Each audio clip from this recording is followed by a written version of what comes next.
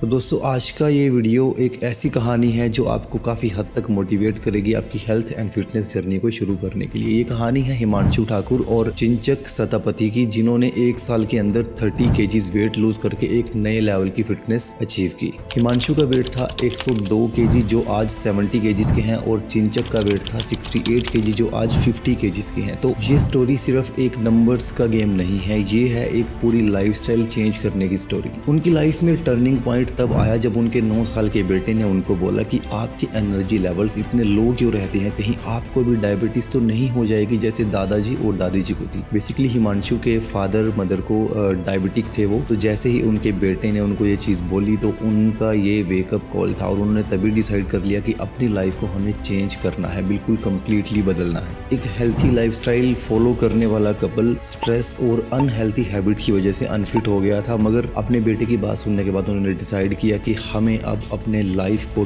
Completely change करना है। 2024 हमारे लिए एक नया साल होना चाहिए।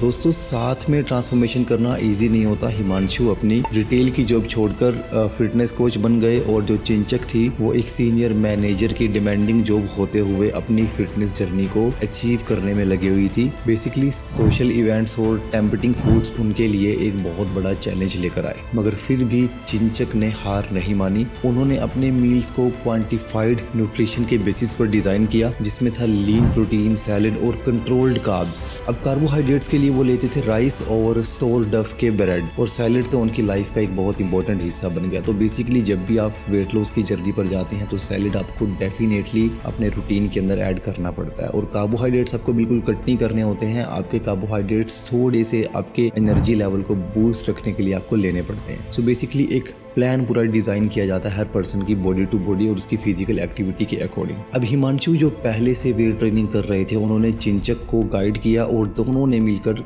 कंपाउंड एक्सरसाइज जैसे स्क्वाट है, डेडलिफ्ट है, इन सब पर फोकस किया, और एक स्ट्रक्चर्ड स्ट्रेंथ ट्रेनिंग का प्लान उन्होंने फॉलो करके अपने वेट लॉस की जर्नी को अचीव कर लिया। अब डेफिनेटली उनकी लाइफ में भी, उनके फिटनेस गोल में भी वेट लॉस प्लेटो आया। जैसे कि आपका 4-5 केजी वेट कम होने के बाद रुक जाता है तो उसे हम कहते हैं वेट लॉस प्लेटो।